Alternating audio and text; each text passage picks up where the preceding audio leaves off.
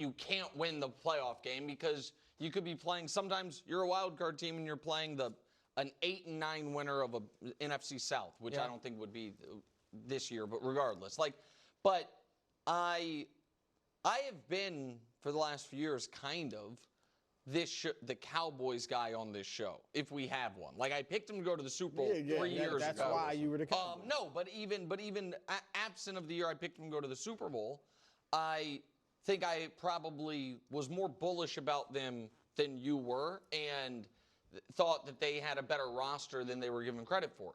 This year, I do not feel that way.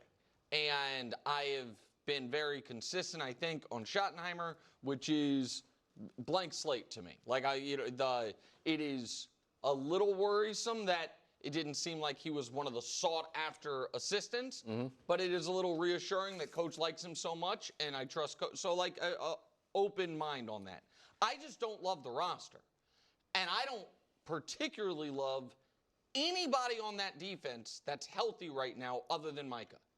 Like, I look at that. At first, I was like, it's the front seven other than Micah's the only. And I was like, no, actually, when you have Bland and Diggs coming off injuries, when you have is it Overshown coming with the major injury, like the number one pick they had a couple years ago, Mozzie Smith, hasn't panned out. I guess the second best guy is Osia Odigizua, who's a nice player, but so I don't trust the defense. I don't think they got markedly better in the running game, which hurt them last year. The offensive line should be okay. They spent a first-round pick on it. I just don't think they have as much talent as they've had in years past, Coach.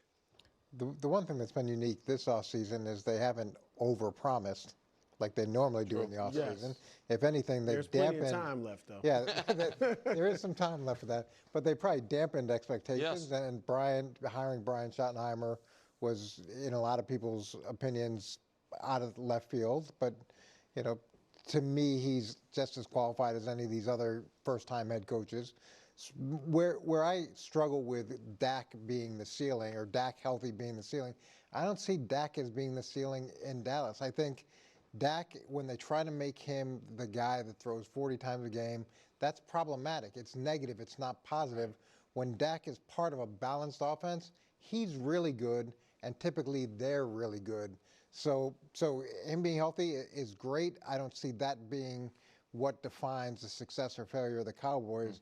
To me, it's collectively, offensively, will they be balanced enough to really take advantage of what Dak does well? Yeah, I agree. Look, the years that Dak has made the playoffs, he's always had a strong running game, whether it was Ezekiel Elliott early in his career. Tony Pollard, 1,000-yard rusher, was good for them. And I don't think Javonte Williams, as much as I used to like him before the injury. Privately like him. Privately. Coach, you weren't here, but Brew told us that he quietly liked Javonte before the Williams. Knee injury, right? Yeah. I liked him. And Sanders, their best years are behind them. Neither of them has averaged 4 yards a carry since 2022. Right. So I don't think that's the answer. So I think – now, look, Schottenheimer, I like what he said, Coach, in the offseason. I like the way he's carried himself. He's been really impressive to me at the press conferences, so to speak. I think he probably wants to run, but I don't know that they're going to have that, be able to have that balance. So it might end up being on Dak. So, look, I'm not predicting this, but to answer the question, absolute ceiling is wild card and a playoff victory if they meet like the NFC South. Now, I'm not predicting. I think more realistic ceiling is wild card and you lose your first playoff game. Yeah, but I'm just saying absolute, like, what's the best they could do? What you're saying their ceiling is what has literally been their ceiling. For 30 years. Yeah, honestly, for 30 years is making the divisional round and typically not even playing that well in the divisional round. They did, obviously, Dak's rookie year, played great in the divisional round, lost to classic Aaron Rodgers. Their over-unders at 7.5. That's not the ceiling. That's a middle. Here are the other teams with 7.5. I know. This is a shocking list. The Falcons, who we don't talk a ton about, and who might be sneaky good if Penix pops. Pans out. Then it's the Cowboys. The Colts with Daniel Jones. That's shocking. And then the Jags.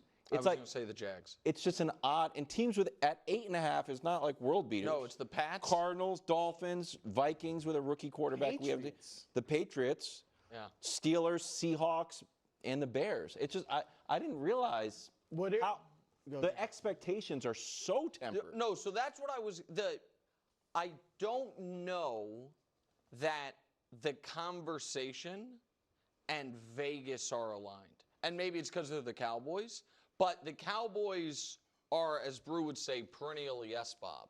And one of the benefits, if you will, to having the year they did last year is it totally reset the expectations. Yeah. Where a 10-win season and winning a playoff game, which might have gotten Mike McCarthy fired had they brought him back, will be considered awesome. There might be a parade. Right, and the other thing that's happened to him, and I think it's reflected in that, KW, is all of a sudden the NFC East went from one of the weaker divisions in football to, oh man, maybe the best team in football's in the division, one of the most trendy Super Bowl picks in Washington's in the division. And then I think some people think the Giants, just based on the fact that they're not going to have a disastrous quarterback situation and have a great defensive front, could be not too easy victories the way they've been. And then the Cowboys just said. But we don't really do a lot of Colts talk. Like, they're on the verge We do of being, a lot of Jags talk. Yeah, I don't know if that's good for the show, but we certainly do it.